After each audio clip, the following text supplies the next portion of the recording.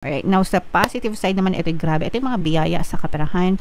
Mga kapiksi, no, this is the energy of blessings, pagpapala, kasaganaan, and ito naman ay financial stability. And financial gains, mga kapiksi. So, ibig sabihin talagang pera-pera ito, blessings ito, mga kapiksi, no, maaring maganda, maalwan, maaliwalas, guys, yung daloy ng kaperahan sa inyo. Yung iba sa inyo, guys, pwedeng, ito, no, parang recovery stage, recovery phase, recovery stage para sa inyo.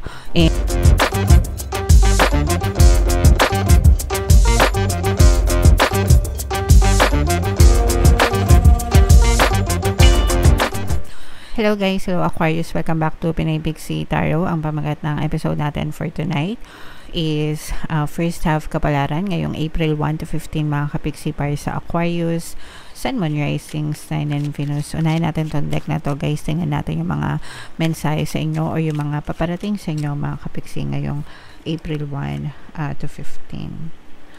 So, we have self-love energy. Meron tayong introvert, guys. At saka promise. Wow. So, ito yung mostly positive, mga kapiksi, no?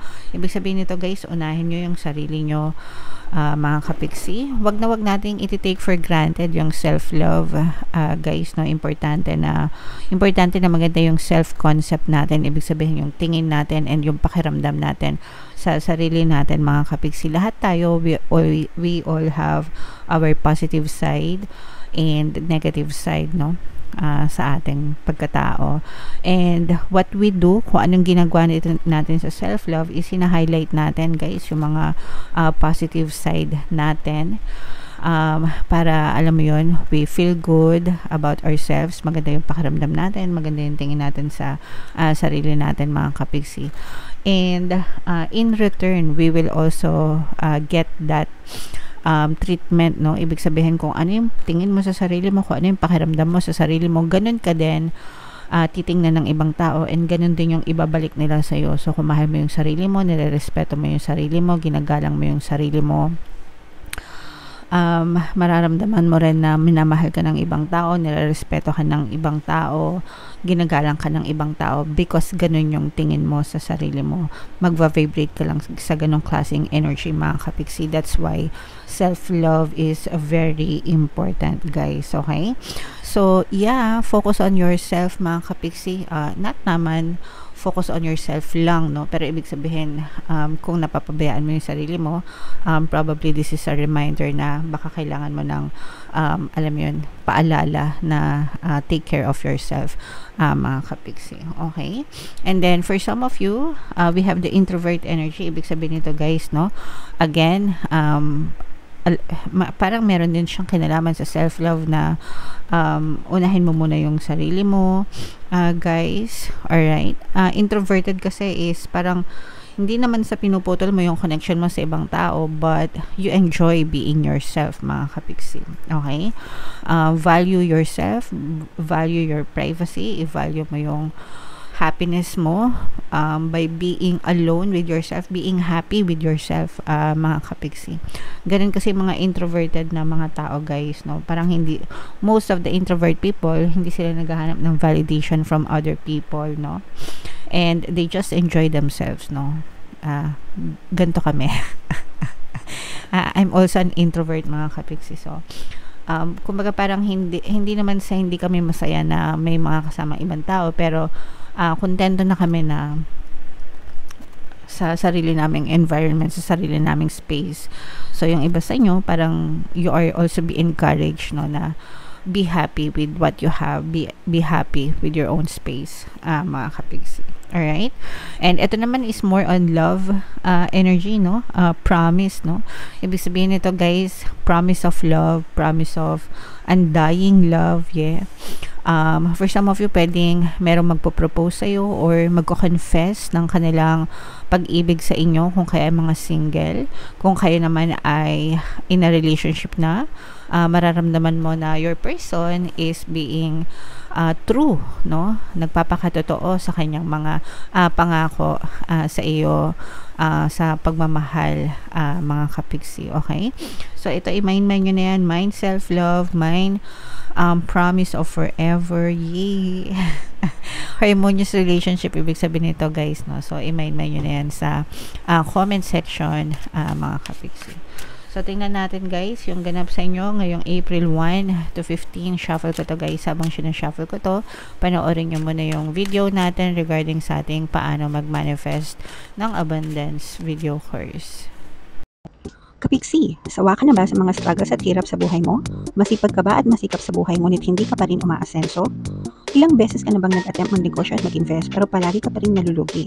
Sa pagkakataon na ito ay maaaring may subconscious beliefs ka na nagiging balakid sa iyong pag-unlad at pagyaman. Introducing, paano mag-manifest ng abundance video course. Dito ay matututunan mong ma-overcome ang mga balakid mo para tuluyan ka ng umunlad, umasenso, sumagana, maging matagumpay, successful at maswerte sa iyong kabuhayan, pera, trabaho, negosyo sa lapi at kaperahan ng bonggang-bongga. Dali, mag-send na ng email sa pinoypixie@gmail.com at simulan na ang iyong pagyaman ngayon.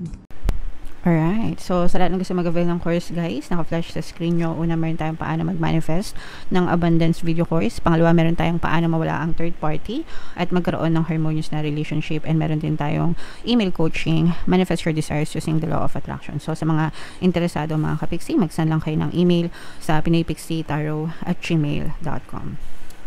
So, grabe, sobrang ganda nito, guys, no? This is both negative and positive, actually, no? So, air signs kayo ay na-represent ng King of Swords sa ating spread, mga kapigsi. Unahin muna natin yung negative, guys, no? Meron tayong presence dito ng fire sign, Aries, Leo, Sagittarius. For some of you, maaari may fire element kayo sa inyong natal chart, or you may be dealing with a fire sign, mga kapigsi. Yung nakikita natin dito sa negative is for some of you, mga kapigsi, no? Pero maaaring meron kayong nagawa na desisyon or napagdesisyonan in the past na parang right now pinagsisisihan nyo and it's bringing you emotional pain. So ibig sabihin pwedeng may mga desisyon na nangyari, may mga ganap na in the past na parang yung iba sa inyo hindi pa naka-move on and nandun pa yung emotional pain sa puso nyo, mga kapigsi. Meron pa kayong mga hinaing sa dibdib. Guys, pwede nagkaroon kayo ng conflict with another person, fire sign energy, mga kapigsi, no? Pero this is a work in progress, guys. Ibig sabihin you're still working on your healing, mga kapigsi, and ganoon naman talaga dapat, no? Dapat alam mo yun, kaya nga meron tayong self-love dito, mga kapigsi, no? Para mapabilis yung inyong healing. Meron tayong Ho'oponopono actually and self-love subliminal, guys, sa ating channel, no? Pwede nyo pakinggan yun para mapabilis yung inyong emotional healing, mga kapigsi. Syempre, kailangan din dito ng forgiveness and acceptance, no? Kung merong ginawang hindi maganda sa iyo yung ibang tao, or if you have to forgive yourself, mga kapigsi. So, you have to work on that. Okay? Alright. Now, sa positive side naman, ito yung grabe. Ito yung mga biyaya sa kaperahan. Mga kapigsi, no? This is the energy of blessings, pagpapala, kasaganaan, and ito naman ay financial stability. And financial gains, mga kapigsi. So, ibig sabihin talagang pera-pera ito, blessings ito, mga kapigsi, no? Maaring maganda, maalwan, maaliwalas, guys, yung daloy ng kaperahan sa inyo. Yung iba sa inyo, guys, pwedeng ito, no? Parang recovery stage, recovery phase, recovery stage para sa inyo. And yung iba sa inyo, guys, merong tumutulong, no? Parang you are experiencing financial help from other people. Ibig sabihin, maaari may tumutulong sa inyo sa pang-financial nyo, mga kapigsi, para makarecover kayo, guys, sa inyong buhay. And yung iba naman, guys, talagang patuloy na pinagpapala, patuloy na masagana yung inyong kabuhayan, very stable. Pagdating sa kaperahan, pwedeng may mga sources of income kayo, guys, and tuloy-tuloy lang na maalwan yung pasok ng pera sa inyo, mga kapigsi. So, ito, guys, i-mind i-main nyo na yan sa comment section. Kung gusto nyo talaga maging maalwan guys, yung kaperahan nyo, everyday lang kayo mag-affirm, money money come to me, palagi ako may pera, palagi ako nagkakapera, I'm the queen of abundance, I'm the king of abundance. Kahit anong sitwasyon nyo mga kapiksi, kahit masagana kayo or lalo na kung may mga problema kayo sa pera, mas lalong kailangan nyo mag-affirm para ma-program yung inyong subconscious mind mga kapiksi. And pwede kayong makinig ng mga sandamakmak nating subliminals, pampaswerte subliminals, lalo na yung panghatak ng pera guys, para talaga mahatak nyo yung pera and abundance sa buhay nyo. So lahat yan guys, i-main nyo na sa comment section, no? Blessings, pagpapala, kasaganaan, financial security. Ayan. So ito guys, win-win pa ito mga kapiksi, no? You will experience mga small wins, small success, maliliit na tagumpay, maliliit na progreso ito mga kapiksi, no? Towards your goals, towards your dreams, towards your desires mga kapiksi. And itong mga steps na to, or itong mga maliliit na steps na to guys, ayan yung mga katulong para makarecover kayo, especially kung meron kayo mga pinagdadaanan na mga problema, no, sa inyong kabuhayan. Yung mga small steps na yon, magko-contribute yan sa mga big steps, no, para tuluyang malampasan nyo yung mga problema, kasi yung iba sa inyo pwedeng namomroblema kayo, no, and hindi naman lahat swabe yung buhay. Meron talagang iba sa atin na may mga pinagdadaanan, may mga challenges, pero kung tuloy-tuloy lang kayo na kikilos, tuloy-tuloy lang na magdadasal, and tuloy-tuloy lang na maging positibo yung inyong mental diet guys, sooner or later talagang matatapos din itong mga problema nyo mga kapiksi. Bibigyan kayo ng chance ni universe para tuluyan kayong makabawi and makarecover sa buhay nyo mga kapiksi.